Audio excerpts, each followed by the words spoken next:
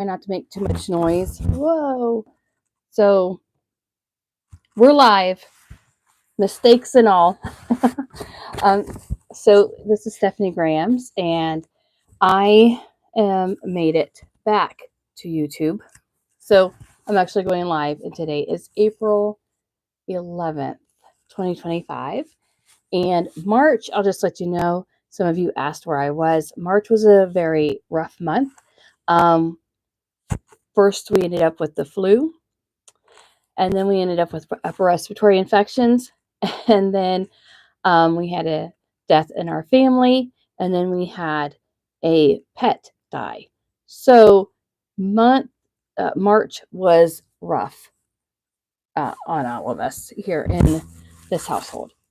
There is going to be some updates at the very end of this live, but the very first part of the live is going to be Q2 check-in for your sewing business, mainly for Keepsake sewing business owners.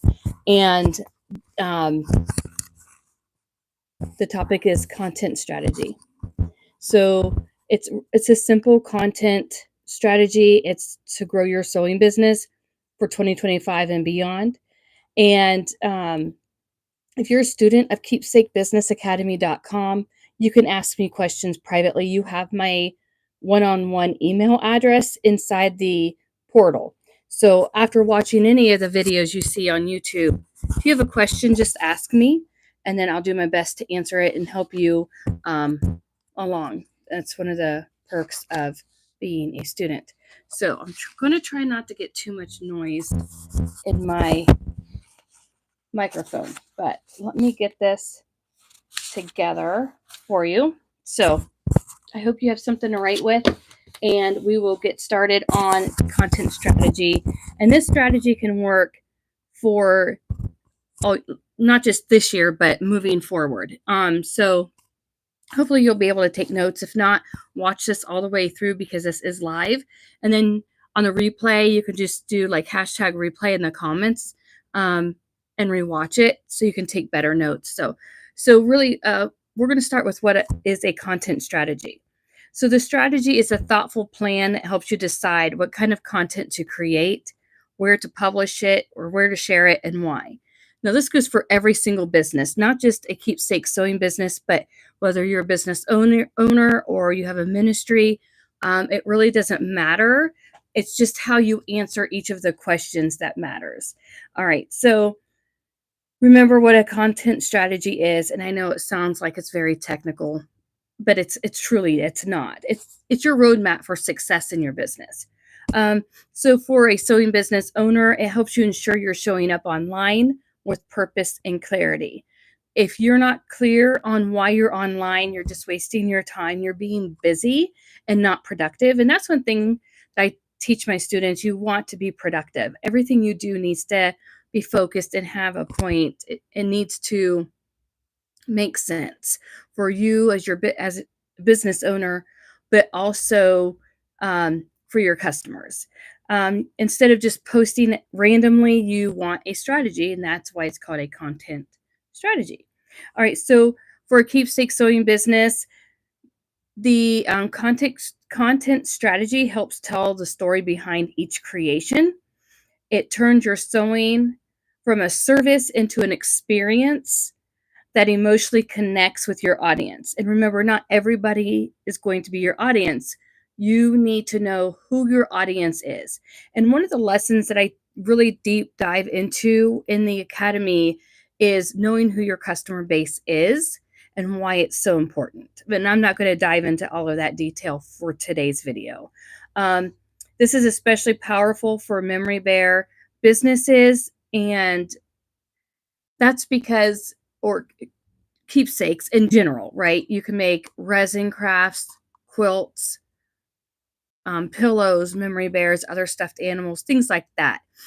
It just falls into the realm of a keepsake business for the keepsake industry. And it's for whether in memory of somebody that has passed away or celebration of new birth, newlyweds, anything that you would consider a keepsake. And keepsakes have a very deep sentimental value, there's a lot of emotion in a keepsake. So keep that in mind whenever you start filling out your content strategy, that um, you remember that. Okay. So I'm going to give examples to these questions. And if I kind of disappear for a split second, it's just because allergies, I have to take care of a situation. So I'm going to give you a question here. And I'm sorry, that light was really bothering me. The question is, my sewing business needs a content strategy because I want you to fill that out for your business. And the answer could be as simple as this example I give you. I want more people to find my memory bears online and understand the meaning behind them. It could literally be that simple. It just needs to be something that makes sense to you and your customers, okay? And then the next question is, I want to use content too. Why do you need this content? What is it going to do? So an example would be, share the stories behind my keepsakes, build trust with potential customers, and grow my email list. And now obviously I'm going to jump off here for a second and say, to grow my email list, you need to have your website set up. And we talk about why a website is more important than a social media account. So that's at Keepsake Business Academy, not here, not on this video. So that was, what is a content strategy? So you need to know what it is, why it's important. Okay, so number 2 is to know your audience. And let me grab my notes real quick. That is not my notes for this video. Okay, so knowing your audience. Whoops. All right. Give me just a second.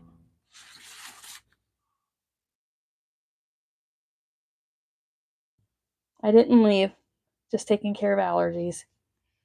Okay. So, number 2 is, number 2, if you're writing this down, is know your audience.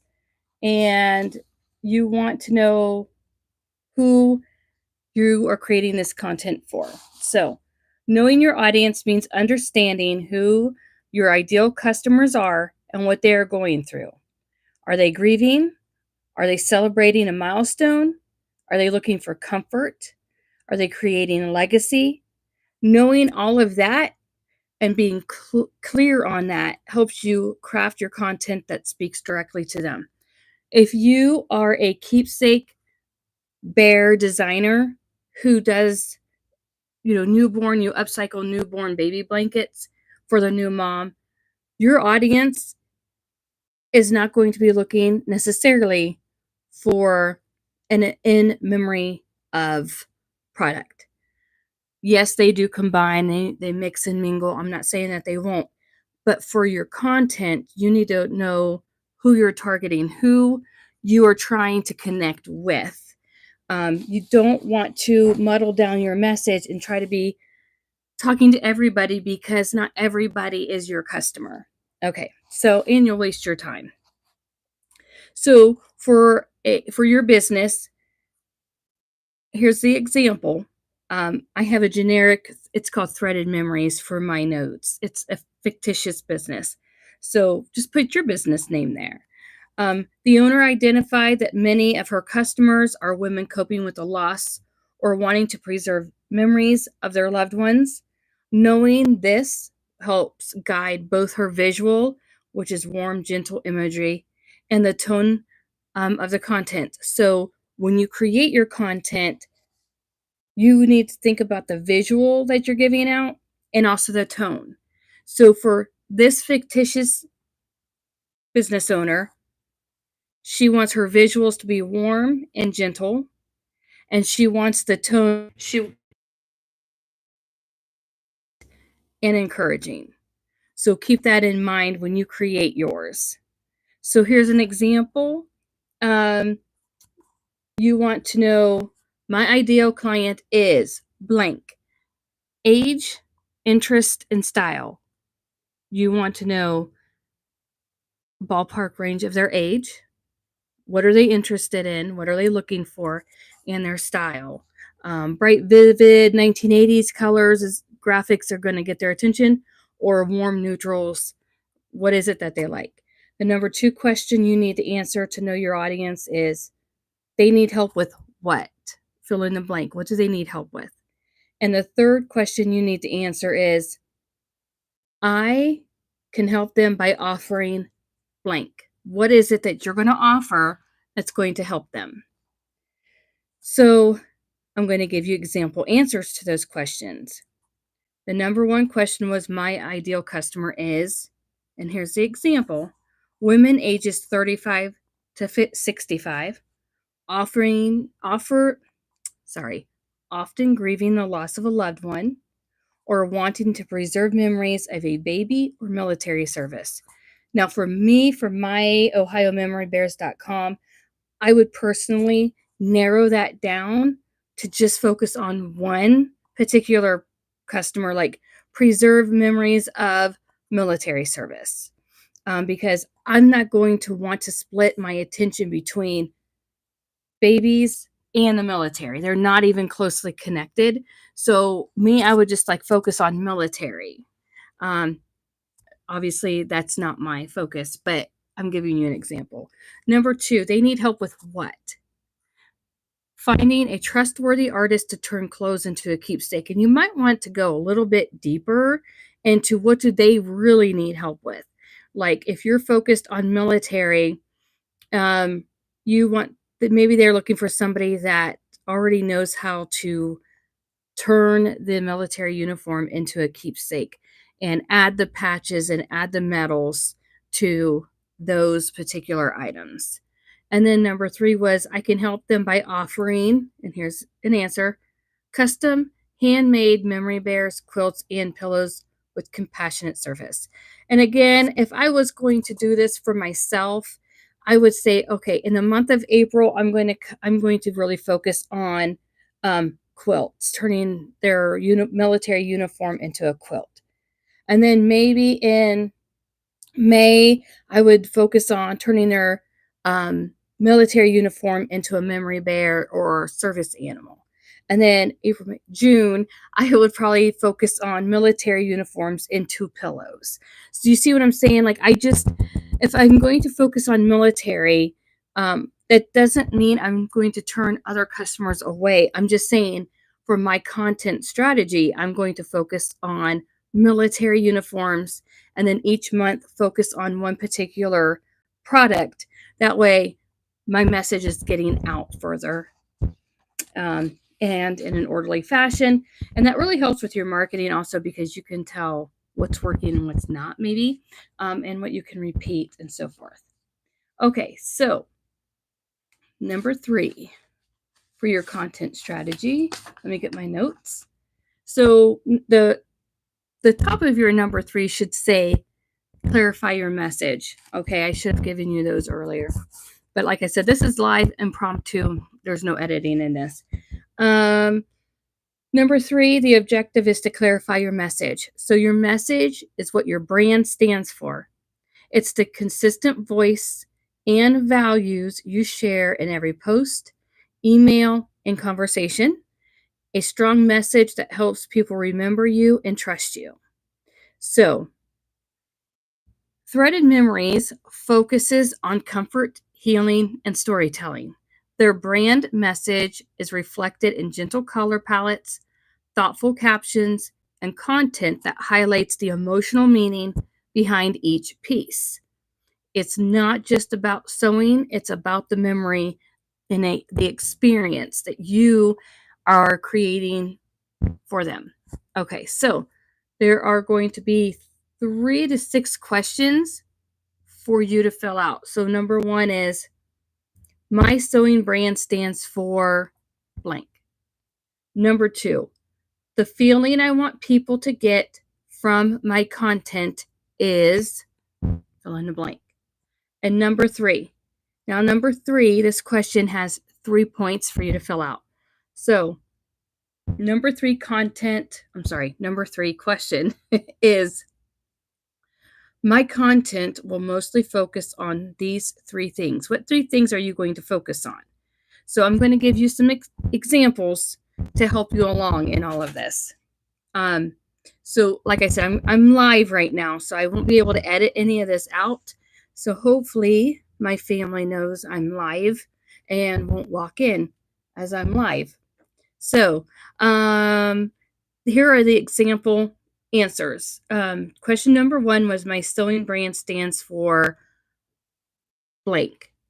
This fictitious company is, my sewing brand stands for comfort, connecting, healing, and legacy. And again, if this matches what you're going for, go ahead and plug it into your own worksheet if that helps you out. Question number 2, to clarify your message, is, the feeling I want people to get from my content is warmth, trust, remembrance, and inspiration. And number 3, my content is mostly focused on behind the scenes of the sewing process, client stories, and educational content. So again, you can use any of these examples you want. Just make sure you write them down. All right, so number 4 is choose your content types. And there's a couple things you might want to write down for this one. So this is choose your content type, or you can say type of content for easier note taking. So choosing the right content or type of content depends on your strengths and what your audience enjoys. You don't need to be everywhere, so start where you feel most comfortable and then grow from there. I prefer YouTube, typically is what I prefer. And occasionally I'm on Instagram, but YouTube is mainly my focus. I can just upload and then pretty much just walk away if I need to. So, but you need to do what's best for you. So the objective is to decide what kind of content you'll make, right? And then you're going to have some questions, and I will get to those questions in a minute. But I want you to think about the objective here. So choosing the right content depends on what your strength, where your audience is, that kind of thing. So for this fictitious customer or business owner, I keep saying customer, I mean business owner, Threaded Memories uses photos and short videos to show their work. They lean into storytelling through captions and create educational posts that answer common questions, kind of like the facts page on your website. These formats help the audience feel informed and emotionally connected. Now, here are some questions for you to ask yourself. Question number 1 is, I like to create blank, and then my top 3 content ideas are. So we're going to give you some examples. I like to create photos and short videos. You may not like to do that. Maybe you're a photo person. Maybe you're a video person. Maybe you do like both. So just fill it in. Your content's going to be a mixture of short videos and photos, maybe a mixture of both. And then your top 3 content ideas may be Memory Bear Monday, and that's full of customer stories. Number 2 idea could be behind the scenes with a time-lapse video. Those are very popular. And number 3 is an FAQ blog post about ordering your keepsakes. If you have your website, definitely make sure that you have your facts page. And then build off of that. And remember, your website can definitely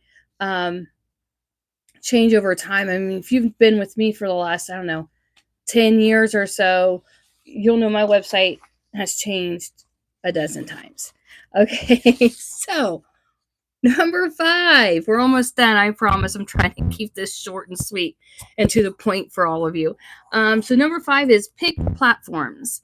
Sometimes, especially my students at Keepsake Business Academy, they feel like they need to be everywhere all the time, and that will just lead to burnout. Don't do that to yourself or your business. Unless you have hired a social media person. I mean, if you're doing this yourself, you'll just won't have a good outcome, I don't think, trying to be everywhere all the time. So pick your platform, and the objective is to choose where you will share your content. So not every platform is right for every business. Pick one or two where your audience is active and you enjoy showing up. If your audience is active on TikTok, Instagram, Facebook, Twitter, YouTube, but you don't enjoy Twitter and Instagram or TikTok, don't go there. It's okay. You don't have to be there. It's better to be consistent on fewer platforms than to burn out trying to do them all. So keep that in mind, okay, you guys, because I'll tell you, I've been there. I've tried that. Even when I was a virtual assistant and owned a marketing business back in 2002, 2004. Anyways, I owned that for 15 years. You don't have to be everywhere to grow. Okay, so here are the questions for you to write down and fill out. My main platform will be blank. For me, it's YouTube. I like YouTube. I enjoy being here. I feel like I have business friends here. And I enjoy being here. So I enjoy it the most. That's where most of my time is. The number two question for you will be, I will post blank times per week. So for this fictitious business, it says 3 times a week, which will be Monday, Wednesday, and Friday. And then number 3 is, I will also send an emailed newsletter every 2 weeks on Sunday, every Friday, once a month. You figure that out for you and what's best for your business. Okay. And let me see. We're on number 6. Sorry, you didn't see that. Okay, so we're on 6 and we have 7, so we're almost done. Okay. This is make a simple content calendar. Again, this is for you. I have a calendar I use. I sell it in Etsy. I've had many people use it. They enjoy it. I use it in my business. It's there for sale. I think it's still pretty cheap. I haven't even looked at it for a while. Okay, so make a simple content calendar. Having a basic weekly schedule makes content creation more manageable. It helps reduce stress and ensures you stay connected with your audience on a regular basis, right? We're looking for consistency, not perfection. So write that down. Consistency, not perfection. For this fictitious business, it says Threaded Memories created a simple 3-day schedule. Customer stories on Monday, behind the scenes content on Wednesdays, and educational or facts content on Friday. This rhythm keeps things fresh while staying on brand. And so your question is, what will you do for your weekly content? How many times will you go online? Are you going to go live? Are you going to show pictures? Are you going to make videos once a week, twice a week, every day? Write that down and just get consistent. And if you see it doesn't work, change it. Change it to whatever works for you. Alrighty. Last but not least, this is measure and adjust. And I kind of touched on this throughout the whole video. So the objective is to learn how to track what's working and make improvements, right? So you want to measure your content performance, and that helps you. It'll help you improve over time. Remember, we're not looking for perfection. We're looking for consistency. Look at what the people like, what they comment on, if they're sharing your information, and then ask questions and listen to your audience. You can ask questions via your newsletter. You can go live and ask them questions. Just try to chart and see what's being said and what type of conversation you're having with one another. So for Threaded Memories, my fictitious company, it tracks Instagram engagement and email signups. They also test ideas like offering a free downloadable guide to encourage people to join their mailing list, and they make small adjustments to lead to steady growth. So your questions to fill out for you is, this month I will track what? This company is going to track their likes, comments, shares, website visits, and email signups. And it's not that hard. I have that tracker I made. It's in my Etsy shop as well. Then number 2 is, my content goal is to blank. Increase Instagram engagement and get 10 new newsletter subscribers. That's what this fictitious company is going to do. And then one thing I'll try next month is create a downloadable keepsake prep checklist. So that was it. That is a content strategy in action for your keepsake sewing business. And that was the educational part of the video. The very last couple of minutes, I'm going to share something with you. So the name of my channel has changed, right? And it is now Thoughts of Joy Ministry. And if you go to my personal website, stephaniegrams.com, you'll see that it is different. I've updated it. And that's because I started a ministry when my daughter Hannah passed away in 2001. And I did that ministry for a few years, and then I needed to put it aside and just give it back to the Lord and see what He wanted out of it. And that was, I think, like 2003, 2004. So we're in 2025, and it's been at least 20 years since I've done anything meaningful with ministry. And now I am back into the ministry. I am taking online classes on grief studies. And so you will see a whole new playlist coming in that part of this channel. And I will try to keep those videos separate from the sewing business videos. But over time, you will see how the two of them make sense. All right, guys, I hope you enjoyed this video. I hope you have a successful Q2 of 2025. And I hope that you get your content strategy created. If you need help, join Keepsake Business Academy and ask your questions there. And I hope you have a wonderful weekend.